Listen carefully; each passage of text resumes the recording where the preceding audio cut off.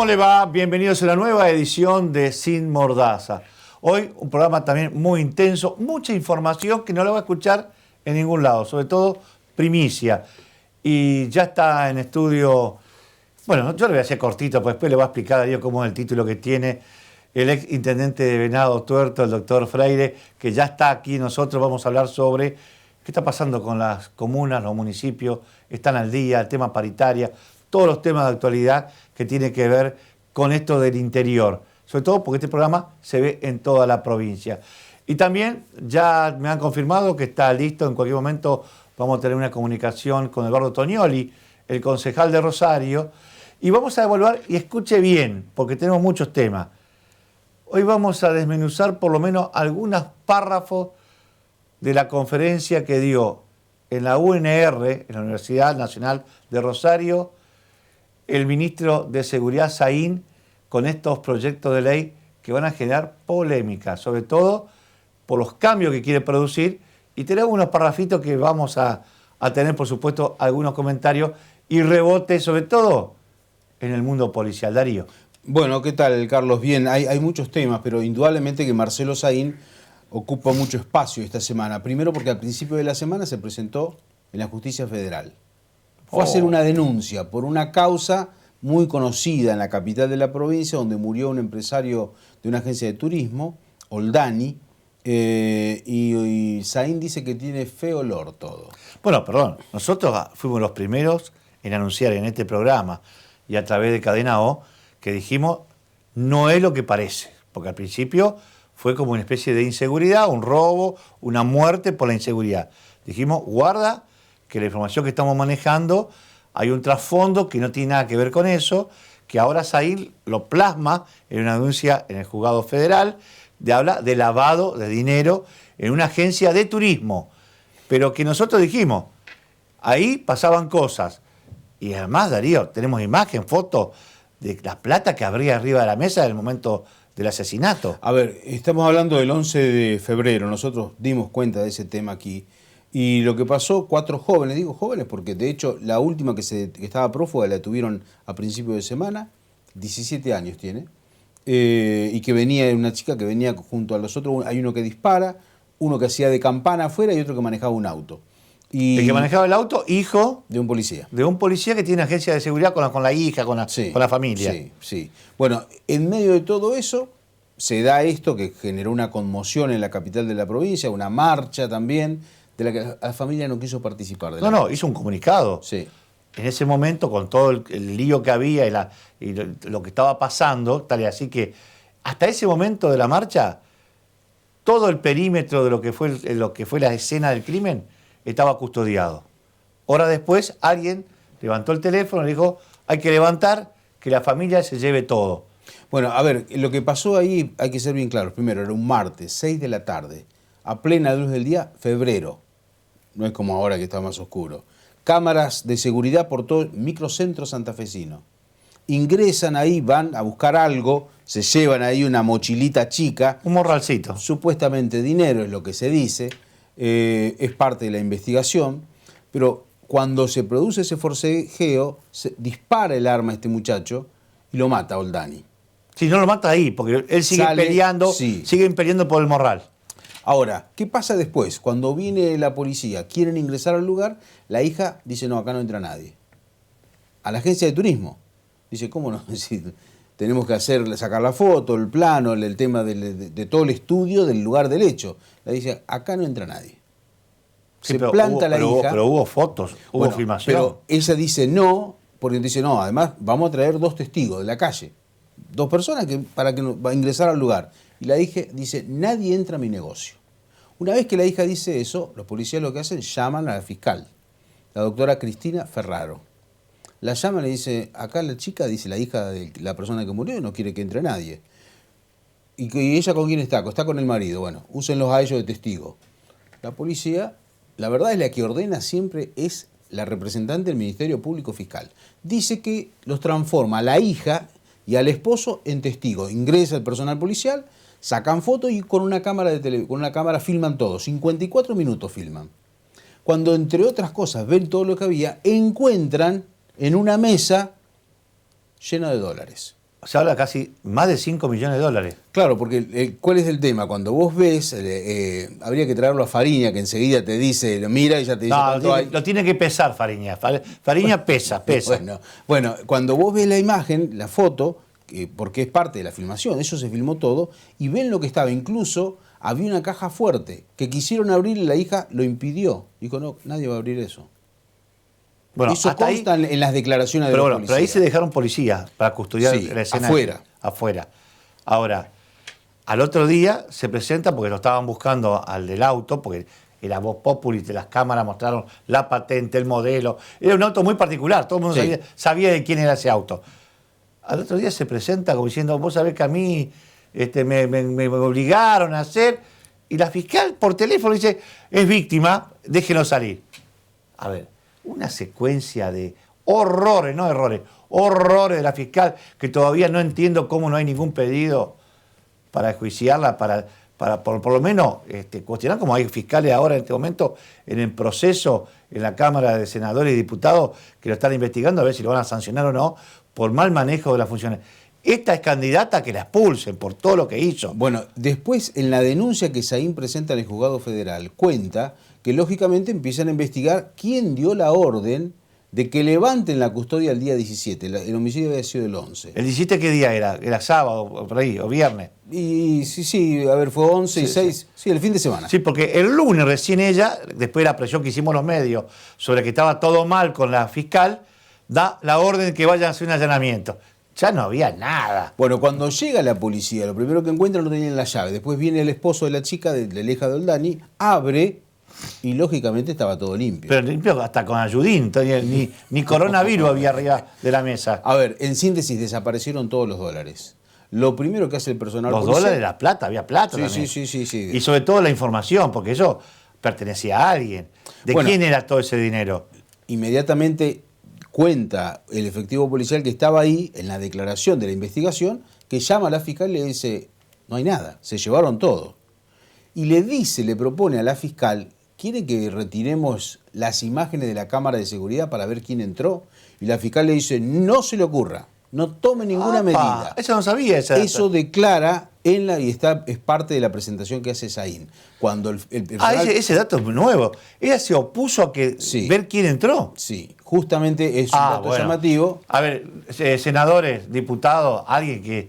Esta chica tiene, no sé qué edad tiene, pero esta fiscal tiene que estar, por lo menos, analizada su conducta, si no raya lo ilegal. Porque nadie dice no, al contrario, es una prueba más, dame más elementos. Bueno, cuando uno mira la causa hasta ahora, lo primero que nota es que nunca se siguió la hipótesis de dónde salió el dinero, para ver la hipótesis económica. Por eso, Saín, el ministro, se presenta a la Justicia Federal y dice, pero si a las 24... ¿de dónde salió? En una agencia de turismo, 5,5 millones de dólares. A ver, disculpame, si a las pocas horas, esto fue a las 6 de la tarde, murió a las 9, nosotros esa misma noche ya pusimos en el portal que decíamos que acá había otra cosa, los medios se enteraron por nosotros de que había algo raro en toda esta agencia, que no era una agencia, sino que era una cueva, y que había gente implicada, hasta jefes de policía, algunos sindicalistas, y ahora me agregan que también había, parece, parte de un cártel de Rosario, poniendo plata, que eso fue lo que atemorizó a la familia, que quería devolver rápido la plata, porque si se quedaba la justicia con ese dinero, corrían peligro de vida los familiares, la fiscal. Eso es lo que quieren hacer entender ahora para justificar todo lo que pasó. Bueno, a partir de toda esa secuencia, de esas imágenes donde se ve el dinero, lógicamente que el ministro Saín dice, esto es lavado de dinero. Me voy a la justicia federal y no a la justicia ordinaria. Porque lógicamente la justicia ordinaria, lo que estamos viendo, la investigación, ahora se hizo la audiencia putativa de la menor en las últimas horas, que declaró participó, mejor dicho, mediante el sistema Zoom, por internet, pero esta es la situación. Por eso fue, y hay una denuncia para que se investigue el lavado de dinero, porque... Eso es una muy buena, hay que decirlo, así como criticamos ahí de un montón de cosas, esto fue una muy buena jugada, porque si no la justicia santafesina, esto se escondía, no se sabía nunca más, quedaba como un hecho de inseguridad, como también mataron al pobre pibe de la fiambrería, que también siempre buscan un perejil, y acá iba a haber una condena para el tipo que nos mató, que ya están apresados, los 4, y que, ¿sabes qué? Y quedaban todo limpio, porque acá lo que hay que investigar a quién pertenecía todo ese dinero. Era mucha plata, y había, me parece, muchos responsables de ese dinero. A ver, todos llamaron para decir a la fiscal. Bueno, a mí me dicen también que la fiscal no actuó sola, sino también por ahí con alguna presión más arriba, de un fiscal superior. Guarda con el tema. Hay muchas cosas que llaman la atención, por eso el ministro se presentó a la Justicia Federal, por eso él pide que se investiguen y encima aporta todo lo que surgió del sumario interno, porque querían saber quién dio la orden de levantar eso y ver al mismo tiempo cómo había realizado todo el procedimiento. Bueno, una noticia buena para la provincia, vamos a hablar de lo que pasó en Buenos Aires. Yo no sé si por ahí ponemos el video, comentamos antes, qué va a significar para Santa Fe el hecho de que ahora va a haber construcción, va a haber algún plan que tiene que ver con el hábitat y que va a tomar por lo menos 27.000 personas en la provincia, Darío. Sí, básicamente se firmó el convenio en Buenos Aires. Recordemos que la ministra de la cartera es María Eugenia Bielsa, aquí de la provincia de Santa Fe, de la ciudad de Rosario. Y lo más interesante es esto. Dentro de este programa Argentina Construye, es el tema no solamente de vivienda, sino mejorar el hábitat. Un ejemplo gráfico. Hay gente que tiene la red de gas natural en muchas ciudades, no hay en Santa Fe. En la puerta. Y no puede hacer la conexión, por lo que le sale de dinero hacer la conexión. No solo la conexión, digamos, de caño, esas cosas, sino adecuar tu casa, porque tenés que poner ventilación. Las normas de gas, del litoral gas, a ver, cambian todos los años, entonces tenés que estar siempre sujeto a lo que ellos quieren, y eso cuesta plata. Bueno, parte de eso justamente va a servir para ese tipo de créditos o subsidios, depende del barrio, depende del lugar. Además, con la participación de que van a poder construir vivienda, cooperativas de trabajo, gremios, que también van a estar facultados. Hay diferentes organizaciones de la actividad civil que van a poder construir No, pero lo más importante, Darío, 27.000 puestos de trabajo. Sí, eso es lo más importante. En forma directa, 30.000 ¿Y eso en forma cuándo? indirecta. ¿Cuándo? Esto es de instrumentación ya, en plena pandemia, porque quieren vamos a ver el video donde esto mostrábamos lo que se plasmaba en Buenos Aires con, María Eugenia Bielsa, Perotti y todo lo que estaban presentes.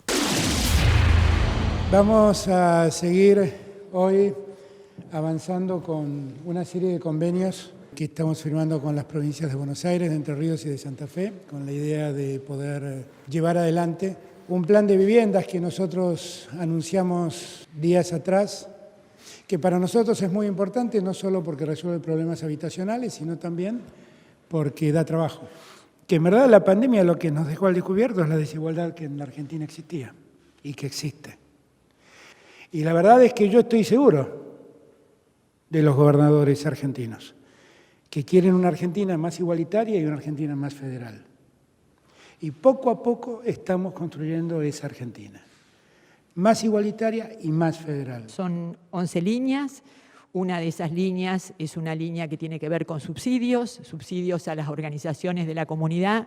Y luego 10 líneas que tienen que ver con lo que decía Alberto, con lo que decía el presidente, que en realidad están destinadas a la mejora del hábitat. Este no es el único no es el programa del Ministerio, es el programa que habilitó el presidente para poder vincular, como decía recién, derecho al trabajo, derecho a la mejora en el hábitat y también un apoyo importante en esta situación de volver al trabajo. Creo que viene el momento oportuno en el que podemos estar hablando de movilización de actores que van a construir. En estas últimas etapas hemos habilitado las obras privadas para poder sumarse a la obra pública y eso es más movilidad de gente, pero ya cada uno de ellos se mueve con una conciencia distinta. Sin duda que creo que no solamente va a ser un programa que va a ser muy bien utilizado para el tema de viviendas, pero también creo que da una señal muy importante a todos los que estuvieron en los sectores sociales poniendo el hombro. Otro de los temas de la semana, indudablemente, en las últimas horas hubo una presentación de parte del ministro de Seguridad de la provincia en la ciudad de Rosario, en el marco de una convocatoria con la Universidad Nacional de Rosario para presentar en sociedad lo que él llama la Ley de Seguridad Pública. Son 3 proyectos, en este caso presentó uno de ellos, hay otro que tiene que ver con la policía específicamente, fue convocado Alberto Binder también, pero todo por el sistema de internet virtual. estaba él junto al rector de la Universidad Nacional de Rosario y allí presentó los lineamientos. La verdad que hubo mucha gente que lo siguió por las redes sociales de la Universidad Nacional de Rosario, pero el tema son las repercusiones. Sí, mucha gente hasta mandó preguntas. Sí.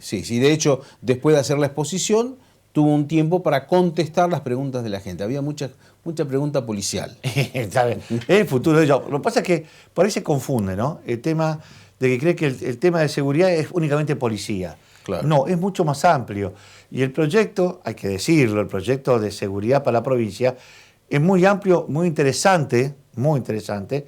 Sé que por ahí choca con algunos intereses de algunos sectores, pero me parece que es bueno empezar a leerlo y por ahí corregirlo, mejorarlo, quitarle algunos párrafos, pero me parece que de una vez por todas hay que empezar a entender que lo que tenemos hoy en materia de seguridad y la escuela esta que se creó hace unos años copiando a Córdoba fue un desastre, una muy mala experiencia, no estamos teniendo buenos policías, pero acá hay párrafos que vamos a escucharlo, Darío, porque esto sí va a generar polémica y creo que está claro.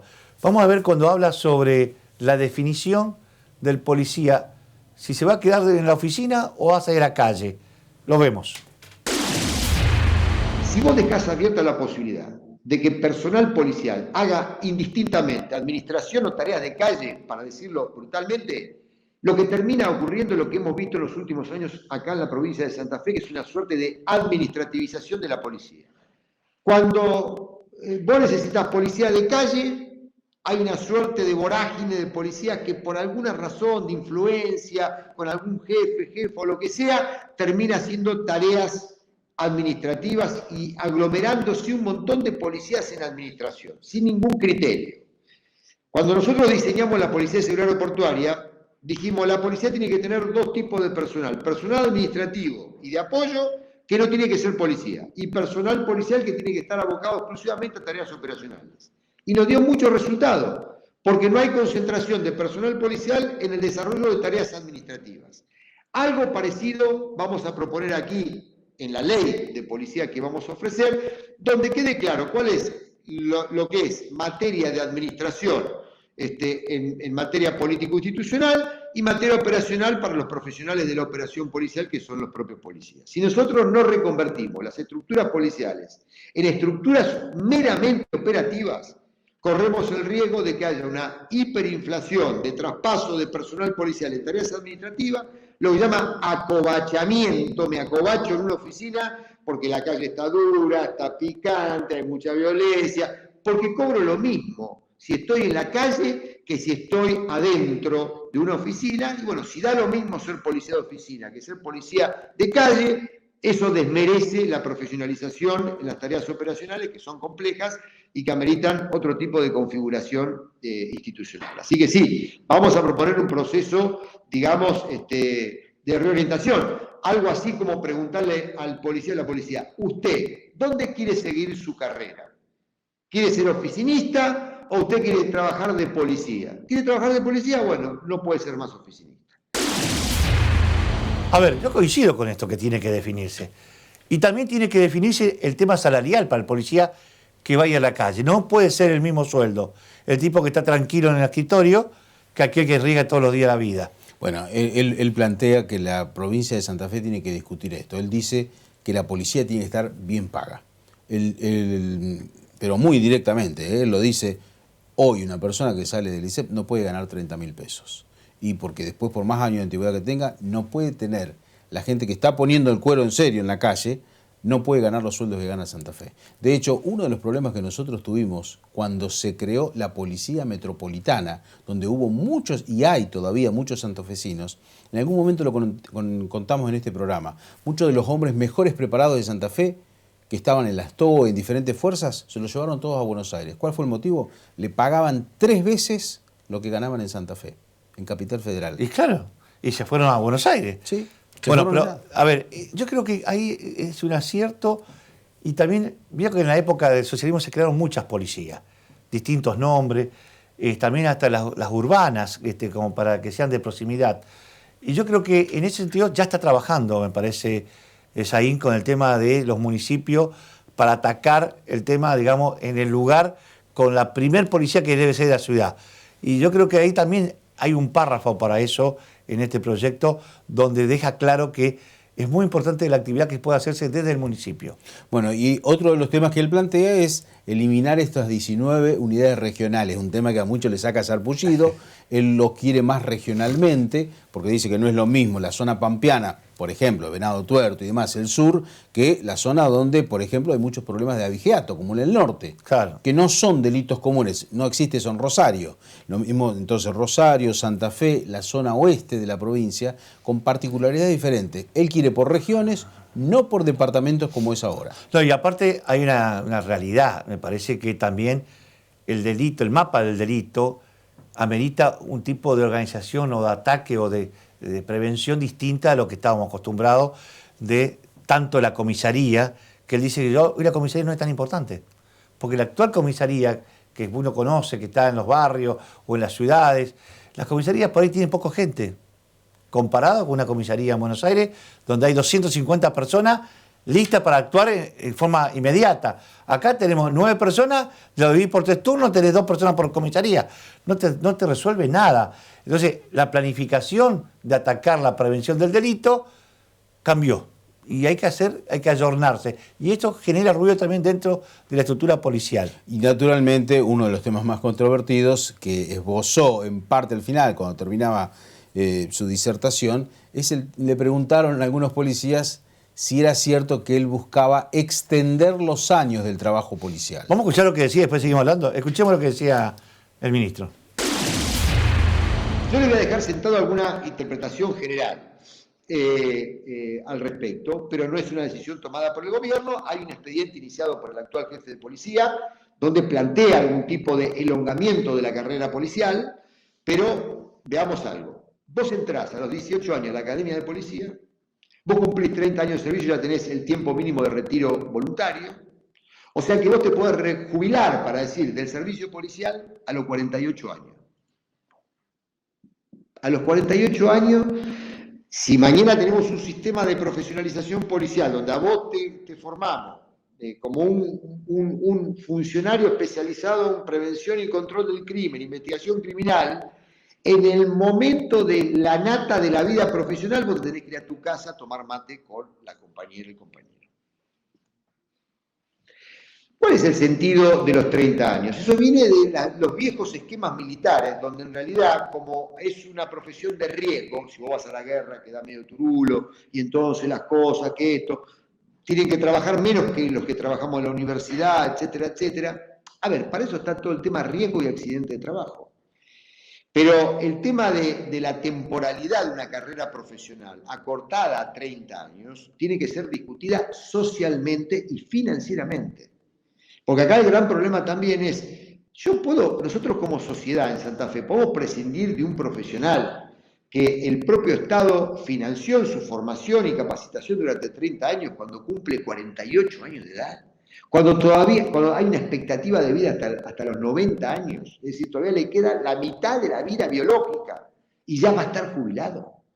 Entonces, cuidado con esto, porque esto es un tema importante. O lo que diría cualquiera, es decir, yo me jubilo a los 65 años, con 30 años de antigüedad como derecho jubilatorio, pero me jubilo a los 65 años. Es decir, y un policía a los 48. O si no, pero el hombre fue a la guerra de Irak y tuvo 3 campañas, 2 en Afganistán y una en Irak, porque pertenece al ejército norteamericano. Bueno, a ver si pase, veremos. Pero no es el caso de un policía en la provincia de Santa Fe o en ninguna policía de la Argentina. Con lo cual es un tema, yo lo estoy colocando aquí, para debatir seriamente, e inclusive para debatir seriamente lo que es la importancia del financiamiento del sistema previsional policial. Porque si no vamos a llegar a un momento en el cual, cuando estas cuestiones terminen colapsando, vamos a tener una situación de crisis que va a ser bastante poco beneficiosa para la propia institución policial. No estamos diciendo que vamos a estirar, lo que estoy diciendo es un tema a discutir social, política y policialmente. Bueno, a ver, yo coincido. Yo vengo hace rato, vengo diciendo esto, de que cuando está en el mejor momento de su vida, digo, 48 como dice él, algunos 50, 52 años, que ha pasado, que entendieron cómo era, que eran importantísimo contarlo en la fuerza, porque esa persona que llega con todo ese bagaje informativo, de que transitó todas las secciones, todas las áreas, que podría ayudar a formar a los pichones, lo que llega es nuevo, porque antes hacía así la policía. Había una policía, digamos, de suboficiales y oficiales, pero el que estaba en la comisaría era el que iba formando el nuevo policía. Y esa experiencia era muy importante. Yo cuento una anécdota que me tocó vivir cuando era chico, que yo tenía un comisario amigo, entonces me iba a charlar con él, y por ahí entraba uno de las investigaciones, famoso de dos, che, ahí asaltaron, dice, a fulanito de tal, ¿qué pasó? ¿Cómo le disputaron? No, entraron por la banderola del baño, rompió la banderola y entró. Ese pirucho, porque el modo operandi era conocían el todo, la forma de entrar, andar a la casa del pirucho. Al rato llegaba el tipo con todos los elementos que había robado, porque sabía quién lo había robado. Y eso te daba experiencia, conocimiento de la zona, del lugar. Bueno, hoy la policía lo manda aquí para allá, no conoce la ciudad, no conoce las calles, no conoce la gente, la idiosincrasia, ni el modo operando que existe en cada lugar. Bueno, Saín plantea con respecto al tema del ingreso a la fuerza, en muchos casos todo de cero. Él dice, uno de los problemas que tiene, y hace el análisis de lo que pasa, que la mayoría de los que se incorporan a la policía son del norte. Y claro. No de la ciudad de Rosario, pero no bueno, de las y a un ciudades. pobre chico del norte lo mandá a Rosario, calle Santiago y Córdoba. No sabe dónde queda. Y entonces él plantea que mucha gente ha ingresado en los últimos años a la policía por el sueldo y la obra social, no por vocación. Bueno, ese es un gran problema. Por eso digo, y lo que prevé la ley también habla de una escuela superior, no solo para los policías que quieren seguir creciendo, sino para los políticos que por ahí también necesitan un poquito de formación sobre materia de seguridad. Bueno, este tema va a haber el 17 un nuevo encuentro, también ahora todo es virtual, después se suma la Universidad Nacional del Litoral, posteriormente quedará el tema de la discusión parlamentaria, ¿no? Bueno, vamos a una pausa cortita porque ya tengo la conexión con el concejal de Rosario, Eduardo Tognoli, y después ya está esperando para también hablar con Darío, el doctor Freire, que está como, yo le diría así, secretario de Comunas y Municipios, después dirá cómo se llama. Pausa cortita y ya estamos con Tognoli. Desde Banco Santa Fe queremos que te quedes en casa. Por eso, ponemos a tu disposición bancosantafe.com.ar/cuidarnos, donde vas a entender cómo operar desde casa. Todo lo podés hacer desde Home Banking, con la app Santa Fe Móvil, o por teléfono las 24 horas, los 7 días de la semana. Pero lo más importante, si estás cerca de alguna persona mayor, ayúdalo para que pueda hacer sus operaciones online. Seguimos en casa, pero seguimos juntos. Banco Santa Fe. Como decíamos, estamos en contacto en esta noche con Eduardo Tognoli, el concejal de la ciudad de Rosario. Buenas noches, Eduardo, ¿cómo te va? ¿Qué tal? Buenas noches a la teleaudiencia, ¿cómo están? Bien, bueno, 3-4 temas queríamos charlar contigo. ¿Cómo se está viviendo en estas horas en la ciudad de Rosario?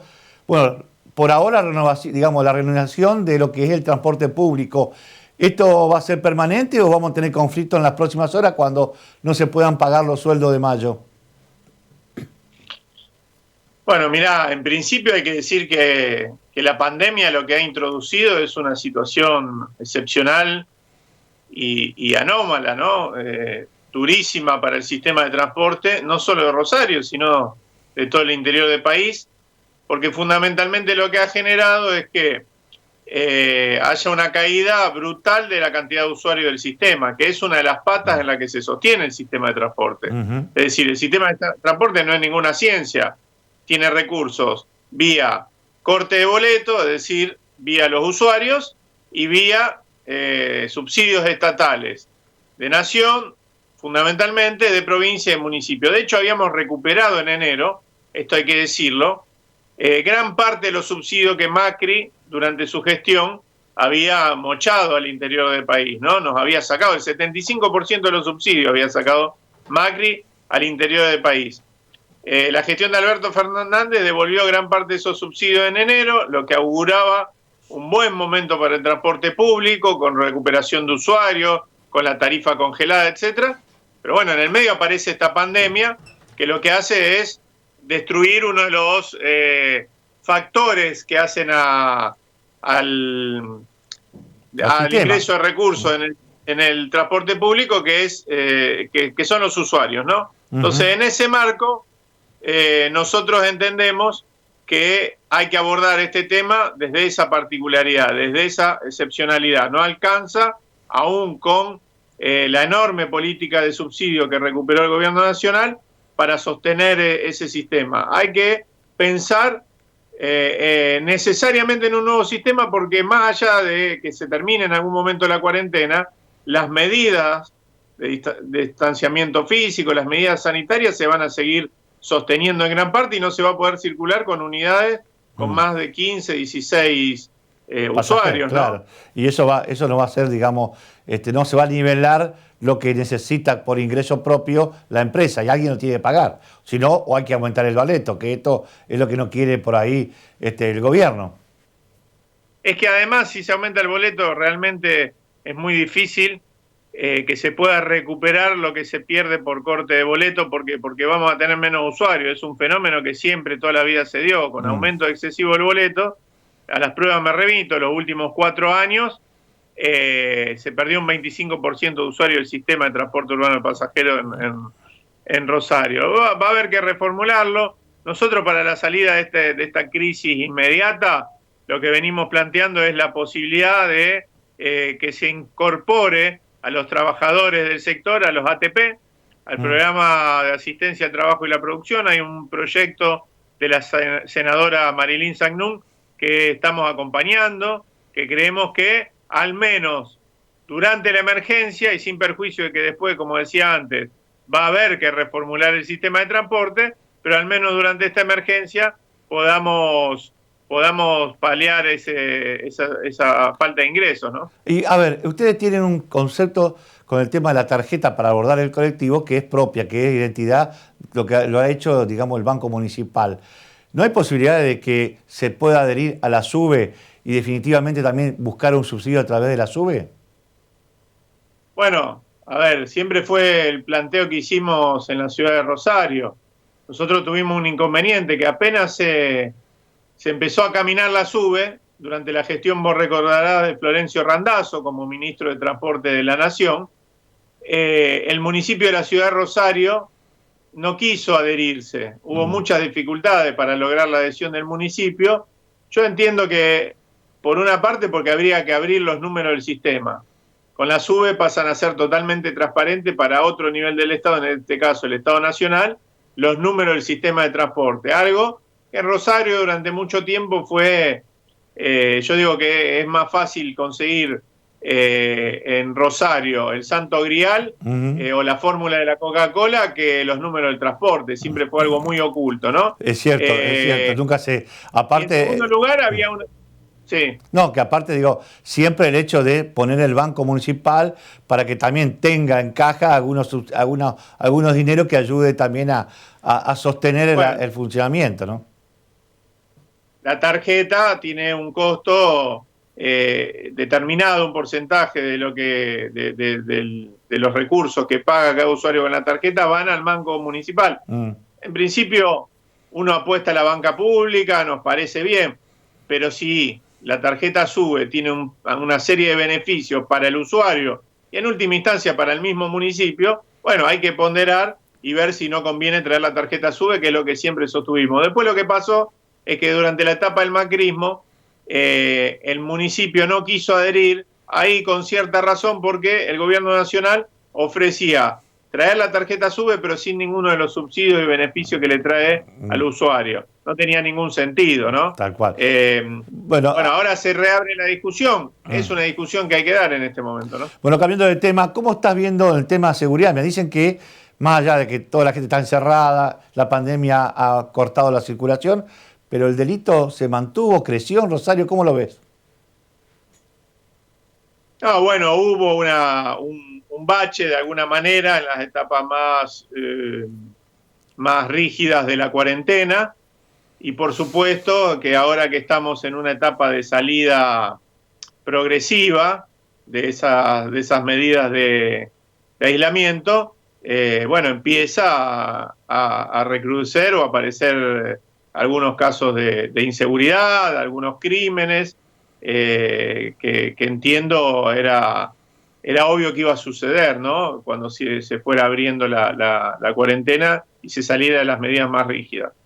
Bueno, ¿pudiste verlo al ministro Zain en Rosario disertando sobre estas 3 leyes que quiere poner en la legislatura y que se debata?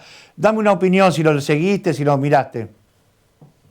Lo vi, me pareció muy, muy interesante.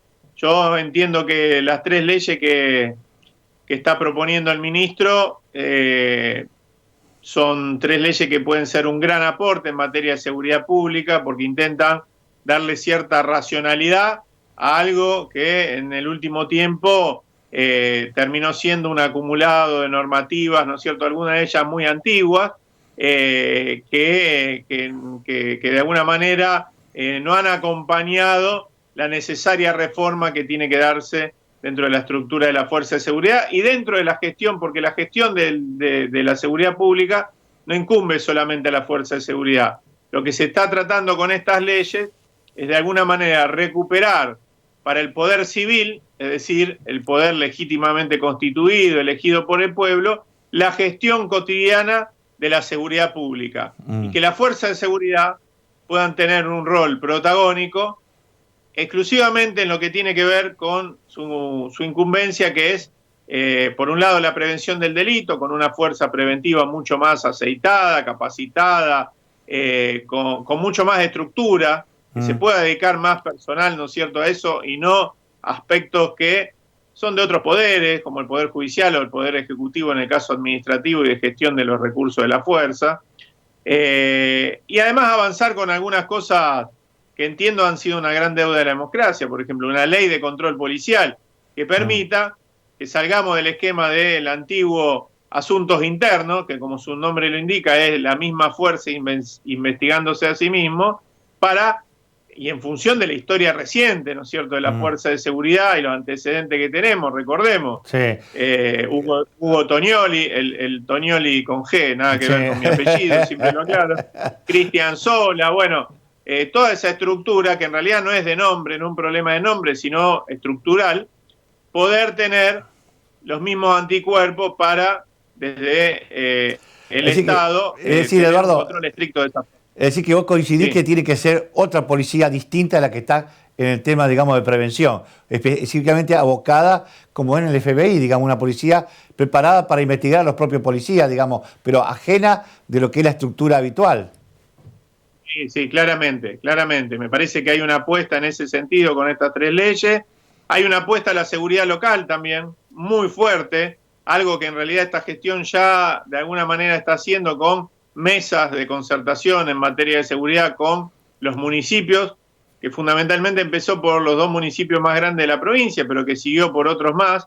Empezó por Rosario, por Santa Fe, pero siguió por Reconquista, Rafaela, etcétera, que tiene que ver con tener una mesa cotidiana de seguimiento en materia de seguridad pública que permita darle a los municipios un rol más importante en la materia, porque vamos a decir cómo son las cosas. Hoy es la población percibe o encuentra en el municipio muchas veces el lugar para hacer determinados reclamos porque entiende que el municipio tiene que hacer algo en materia de seguridad pública, pero se encuentra con la paradoja que ese municipio no tiene determinada herramienta para inmiscuirse en el tema, o son limitadas o no tienen que ver con la esfera estrictamente de articulación con la fuerza de seguridad. Bueno, se intenta saldar eso, generar un esquema que entiendo puede ser virtuoso para nuestra provincia. Y además algo que entiendo que pocas provincias en el país han asumido procesos de reforma policial de este nivel, ¿no es cierto?, tan ambicioso como este. Por supuesto que para eso se necesita un amplio acuerdo político y social y una profunda discusión, porque esto, ya sea para aprobarlo primero en las cámaras, como para después ponerlo en práctica, necesita que estemos todos, o por lo menos una parte importante de nuestro sistema político, de acuerdo, ¿no? Para cerrar, hubo un capítulo que a mí me llamó la atención, que tiene que ver con, él dice, un policía entre los 18 años, más 30 años de servicio, ya está en condiciones de retirarse. Si vos sumás 30 más 18 son 48 años. En la plenitud de un policía lo mandá a la casa. Eso también tendría que reverse, ¿no? Me parece que no es bueno que un policía tan joven... Sí. Sí, lo he escuchado varias veces hacer referencia a esto, me parece una mirada interesantísima, fundamentalmente porque una persona que pasa 30 años dentro del Estado, sea policía, maestro o administrativo, se forma, ¿no es cierto?, en algunos casos teóricamente, pero también la misma práctica te va formando, y es una apuesta de ese mismo Estado en capacitarlo para de alguna manera cumplir funciones y resolverle problemas a nuestra sociedad. Entonces, efectivamente ahí hay un capital y hay recursos humanos, hay recursos materiales, simbólicos, etcétera, invertidos en la capacitación de una persona.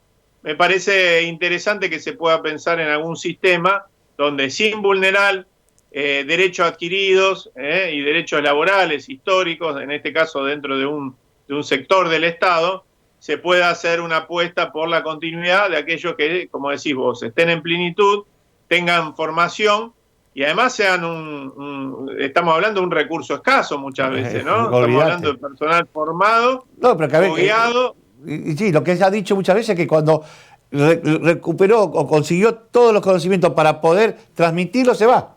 Es decir, ni lo usamos a veces tampoco para formar jóvenes, tampoco.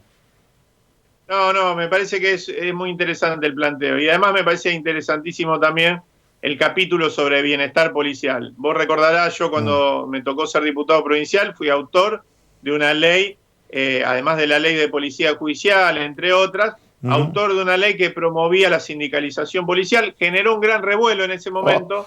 Hay todo un debate internacional, nacional y local, pero me parece que en esta ley hay un camino interesante, que es un camino intermedio, que es el que se usó en la PCA, que el mismo Saín fundó en su momento a pedido de Néstor Kirchner, que es la figura del defensor del policía.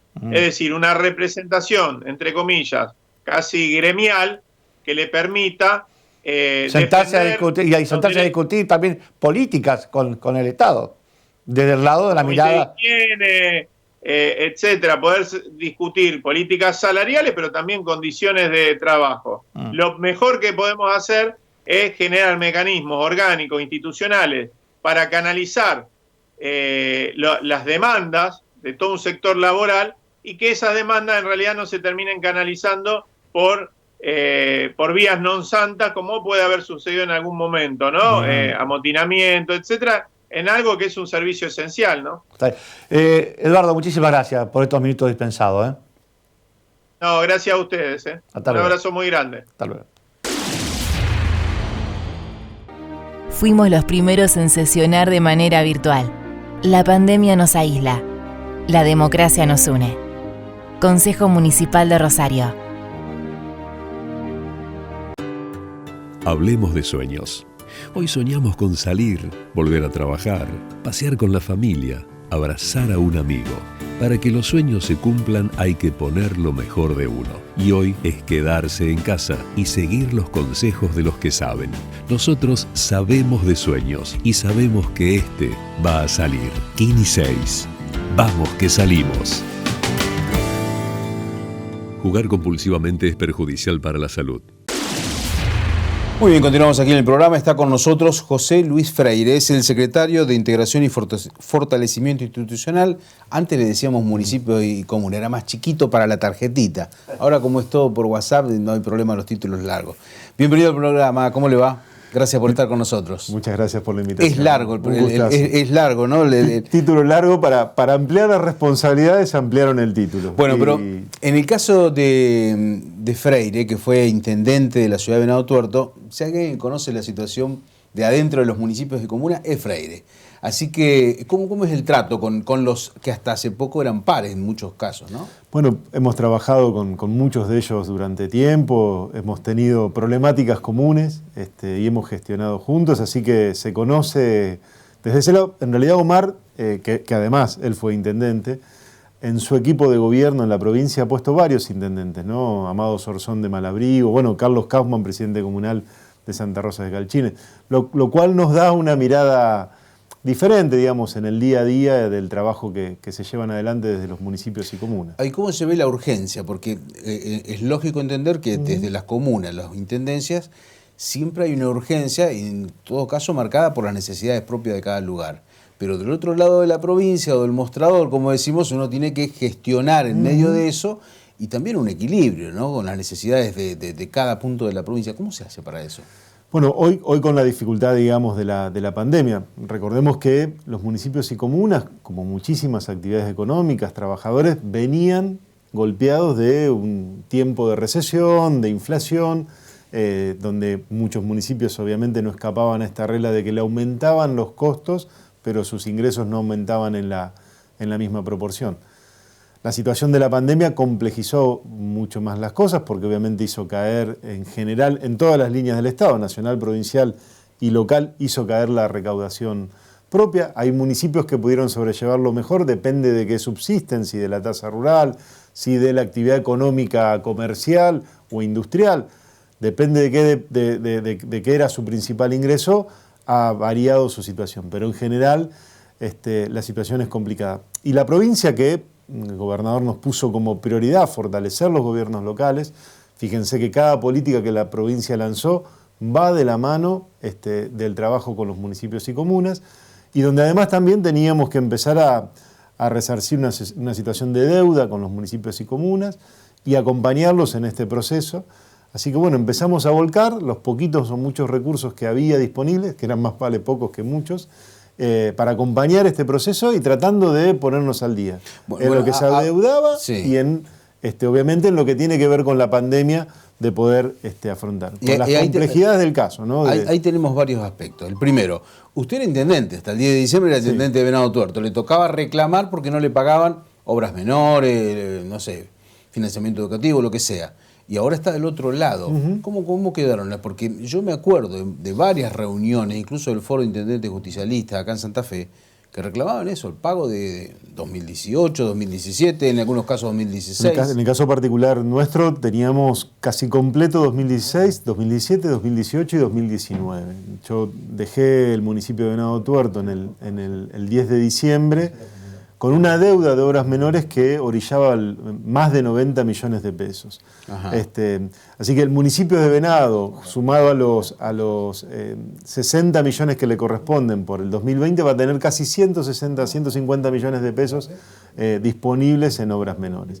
Entonces, la deuda era importante en general con varios municipios, rondaba entre financiamiento educativo y fondo de obras menores, que recordemos que son fondos que se coparticipan casi automáticamente, debieran ser, una deuda de más de 4.000 millones de pesos, ¿no? 4.000 millones. Rondaba los 4.000 millones de pesos. A ver, ¿cómo se compone esta deuda? Fundamentalmente fondo de obras menores y financiamiento educativo. Lo que pasa es que fondo de obras menores se ha autorizado que el 50 lo pueden usar para recursos corrientes. Generalmente pasaba esto, pero en el 2019 no se utilizó. Ahí uno ya tiene casi 400, 500 millones de pesos de fondo de obras menores, gastos corrientes 2019, que la legislatura, por primera vez en mucho tiempo, cortó ese uso y costumbre que había de que se autorizaba generalmente sobre fin de año para el pago de aguinaldo y sueldos ahí por diciembre, para que los municipios dispongan de ese fondo para gastos corrientes. ¿Y por qué no se liquidaba? ¿No había plata? ¿No rendían?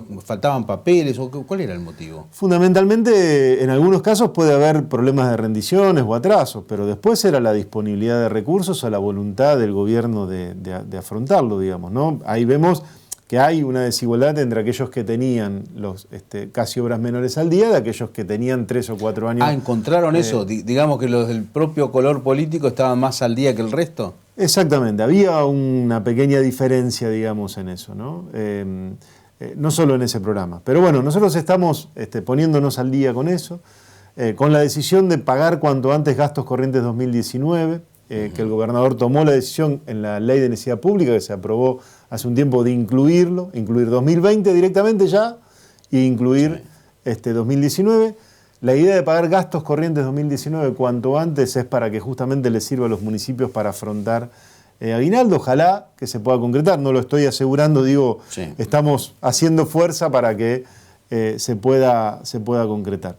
Insisto, en esto de la responsabilidad que mencionabas, es la complejidad de cubrir las urgencias del momento, que son muchas que hay que afrontar, tanto del Estado provincial como de los estados locales, pero también obviamente manejar el margen de que si hubiera alguna situación, Dios quiera que no, y la verdad que Santa Fe con el esfuerzo de todo viene bien respecto a la pandemia y al COVID, pero bueno, hay que guardar siempre margen de recursos para afrontar cualquier situación o complicación que pueda tener, ¿no? Ahora, ¿qué pasa con el tema del nivel de la coparticipación, que es clave para los municipios? Están siempre esperando el día que llega la coparticipación. ¿Cuál es el impacto que tiene esto y cómo impactan los municipios de comunas, ¿no? Hubo un impacto, digamos, que se sintió sobre todo en la segunda quincena de mayo. En líneas generales, el promedio va a rondar entre 6 y 8% de merma de la coparticipación. Esto es producto y gracias a la moratoria. Ayer cuando el gobernador hicimos la videoconferencia con los intendentes presidentes comunales, un pedido de los intendentes es prorrogar esa moratoria que le había dado resultados a la provincia y por ende también a las arcas municipales.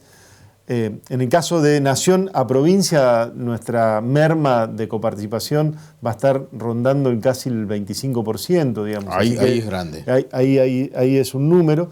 Y en los municipios vemos caso por caso, porque hay algunos que tienen mayores descuentos y por ende le impacta más. Esta merma de la coparticipación se le agrega además los descuentos que tiene. Entonces, por adelanto de coparticipación. Sea por anticipos de coparticipación, sí, sea por, hay veces, cuestiones de la caja o de la propia obra social. También tenemos que atender esas situaciones. Es lógico que normalmente cuando se comunican con usted, lo llaman, es para pedir. En las comunas, los intendentes, no sé si lo llaman cuando las cosas les va bien, pero para pedir seguro. Llaman también para agradecer. Tenemos una particularidad que tiene que ver con lo tan heterogénea que es la provincia, pero naturalmente que hay municipios en la zona portuaria que tienen la tasa del puerto y hay otras ciudades que digamos que están en mejor situación, pero tenemos varias muy complicadas que han pagado en forma fragmentada los salarios. Y siempre lo primero que se golpea es, vamos a pedir a la provincia, a ver cómo se soluciona. ¿Cómo hacen para lograr ese equilibrio? Bueno, la verdad que este ha sido un año de más o un tiempo por la pandemia, más lo que se venía acumulando, donde municipios que no resultaba esperable que tuvieran complejidades, empezaron a tener complejidades, ¿no? Sea por su vida industrial o sea por su vida comercial. La pandemia también, al paralizar la actividad comercial, incidió de manera directa en las arcas municipales. Entonces, empieza a darse complejidades en lugares donde no hubiera existido, no tendría que haber habido. Una de las cosas que plantea esa heterogeneidad es, el gobernador dispuso 3.000 millones de pesos con la legislatura para distribuir entre los municipios y comunas, ¿no? Del fondo COVID, de esos 15.000 millones que se aprobaron. Recordemos que son fondos que no es que estaban disponibles y que se resolvió aprobar, sino que hay que tomar crédito, ¿no? La provincia está en ese proceso.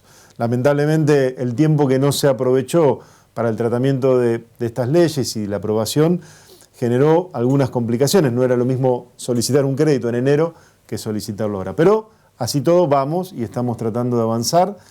Dentro de esa distribución ya empezamos con el 10%, entre el 10 y el 15% ya se distribuyó de manera equitativa para todos, de manera proporcional de acuerdo a habitantes, población, NBI y factores de riesgo de salud. Pero ahora tenemos que medir si los repartos van a ser equitativos para todos, equitativos me refiero en esa misma proporción, o si vamos a atender primero las urgencias y después la general, ¿no? Estamos en ese debate. Insisto que gastos corrientes 2019 en principio la intención es que sea para todos y veremos si con el fondo COVID vamos atendiendo primero las urgencias, como nos pasa con Villocampo en el norte de la provincia, con otras localidades que están teniendo más afectación de lo habitual o de lo común por esta situación. Y sobre ese tema de la pandemia, porque ustedes se reunieron por internet, en forma virtual, el gobernador, los intendentes, presidentes, ¿qué piden? ¿Qué reclaman los intendentes? No, fundamentalmente los intendentes vienen como sosteniendo en la primera línea de trabajo, y el gobernador volvió a agradecerles y a reconocerles el enorme esfuerzo que están haciendo. Fundamentalmente ellos conviven con este difícil equilibrio que hay que tener entre una comunidad que pide flexibilizar actividades, en su momento las actividades comerciales, las actividades productivas, industriales. Hoy por hoy son las sociales, el esparcimiento o aquellas actividades que todavía quedan y que están siendo castigadas por el parate o por el aislamiento social. Conviven, digamos, con esa demanda, pero también con la demanda de los vecinos que le dicen, che, hasta acá vamos bien, cuidemos esto que logramos, esto se logró con mucho esfuerzo de todos, y entonces le piden más controles o más cuidados, ¿no? En ese delgado equilibrio, los intendentes lo que le plantean al gobernador es, gobernador, está bien, pedimos esto, pedimos aquello, pero vamos paso a paso. Si se abren los bares y restaurantes, probemos primero de a poco, en un margen, si se aprueban las reuniones familiares, que sean en este formato, en el formato de que sea al mediodía, de que sea los fines de semana. Primero lo local, porque el debate ayer era las reuniones familiares, son en lo local. ¿Qué pasa con aquellos que viven, el familiar vive en localidades vecinas? Que en principio, bueno, en este momento se está debatiendo cómo ultimar detalles finos en esa cuestión. Bueno, en realidad, lo que el pedido tenía que ver con las cosas que se acuerden, respetarlas entre todos, porque a veces nos ha tocado mucho mediar entre una localidad que quiere habilitar más, la otra menos, y entonces hay veces surgen esas comparaciones y complejidades que pueden darse entre localidades vecinas. Y lo que le piden al gobernador es, lo que vayamos autorizando, vamos paso a paso para no perder todo este esfuerzo y todo lo que se ha logrado en este tiempo. Lo corro un segundito por la pandemia, parece difícil, pero hay un tema que tiene que ver con las obras, con el trabajo, con los caminos rurales, porque la pregunta es cómo sigue esto después de la pandemia, ¿no? Y en este caso, las necesidades de las comunas, de los pueblos más chicos, es entendible que también este tipo de obras son muy necesarias. ¿Cómo eso se está planificando? Sí, en eso existe la decisión del gobernador y de hecho hubo hace alrededor de un mes una reunión con todo el equipo de infraestructura, y donde además articulamos con el Estado Nacional, como se sabe, y donde entre obras del Estado Nacional y entre obras del Estado Provincial estamos reactivando o tratando de reactivar la obra pública. Lo que es el mantenimiento de caminos rurales, y eso siempre se trató de sostener, incluso en el peor momento de la pandemia, que fue aquel primer momento de parate total, porque recordemos que el sector agropecuario seguía trabajando, justo la pandemia inició cuando estábamos empezando a levantar la cosecha y entonces había que tener los caminos en condiciones para poder retirarlo, así que Vialidad siguió trabajando. Me tocó intervenir en algunos lugares en particular donde había que mejorar o reforzar y la verdad que rápidamente tanto infraestructura como Vialidad respondió. Ayer la ministra recorrió el sur de la provincia, inauguró viviendas en Santi Espíritu en particular, así que bueno, a pleno con la infraestructura, digamos, ¿no? Tratando de que eso sea un motor también, no solo de respuesta a las localidades y a los santafesinos, sino también de reactivar el trabajo y después de esta situación de pandemia. Freire, muchísimas gracias por estar con nosotros. Gracias a ustedes, por favor. Gracias por la invitación. Muy bien, gracias a todos. Hasta aquí llegamos y nos reencontramos la próxima semana, en el mismo horario, con el mismo programa.